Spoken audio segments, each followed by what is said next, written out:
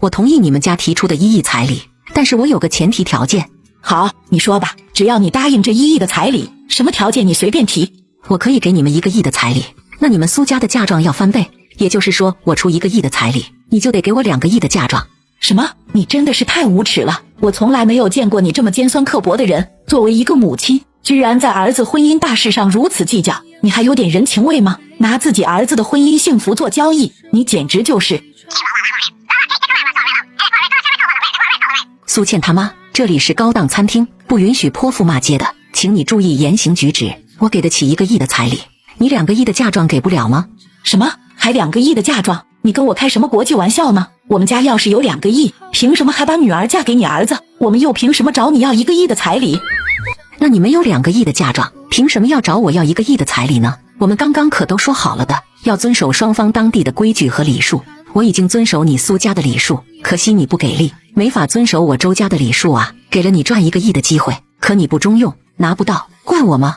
你们周家家财万贯，又有上市公司，你给得起这个钱的呀？你却找我苏家要2个亿的嫁妆，这分明就是羞辱我，欺负我们苏家人。2个亿我肯定是拿不出来，不过我们可以出88万来置办一下婚礼，喜庆喜庆。我们可是带着诚意来谈这桩婚事的，你周家有钱就多给点，我们苏家没钱就少给点，毕竟都是为人父母，都希望孩子们幸福。对于这种我穷我有理，有钱就该当冤大头的无耻逻辑，我真是深恶痛绝。我的钱又不是大风刮来的，你说1亿就1亿吗？苏倩，阿姨问你，如果没有这1个亿的彩礼，你还嫁给我儿子吗？伯母，我愿意。愿什么意呀？彩礼都还没谈拢呢，你就这么自甘堕落，如此轻贱，你还怕你嫁不出去吗？真是丢人丢到家了，我真不知道怎么生出你这么个轻贱的东西。妈，我和周磊的感情被你搅成什么样了？你不要胡搅蛮缠了，你是在骂女儿，你知道吗？我和周磊结婚，我不图他什么，本来就只想单纯的跟他领个证，2家人开开心心和和气气的坐在一起吃个饭就行了。你为什么要搞得像做交易似的呢？一开始我就跟你说了，不要搞这么离谱的彩礼出来，你非不听，还非逼我拿着那个1亿的结婚清单去找周阿姨。我知道你是为了我好，但这种方式实在是太过分了。周磊家里的钱又不是大风刮来的，你说1个亿就1个亿啊，我丢脸就无所谓了，你接二连三的拿这个事儿来要挟周磊和周阿姨，不过分吗？妈，算我求求你了，不要再逼我了，好吗？我和周磊是真心相爱的，现在我还怀上了他的骨肉，我只想好好和他过日子，不想你们把我拿来交易当成工具人。如果你非要这样的话，我宁愿不要你这个妈了。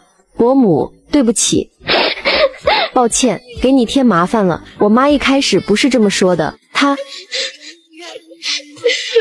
妈，倩倩这几年对我是真的好，我们谈恋爱期间对我非常的照顾，是一个温柔体贴的女孩子，以后肯定是个贤妻良母。妈，你就成全我们吧。助理给我提供的资料显示，苏倩和周磊关系一直很好，把周磊照顾得无微不至，哪怕是挤牙膏这种屁大点的事都伺候着。他们俩恋爱的这4年里，苏倩一直在默默付出，周磊像个大爷似的享受着这份舒适，完全跟养废物似的。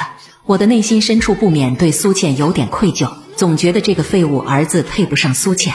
正是助理提供的这份报告，我才决定见一见苏倩的爸妈，也正好看看苏倩的态度。果然今天没让我失望，他爸妈虽然贪婪，但他还能保持理智，一份谈爱不谈钱，表面看来是年轻人的那种为爱奔赴不顾一切的态度，让我的内心隐隐有些不安，还是觉得哪里有点不对劲。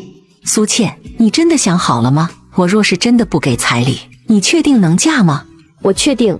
双方都谈成这局面了，他为什么还答应了？按照正常逻辑，双方父母都已撕破脸皮闹成这样了，谁还敢轻易嫁过来呢？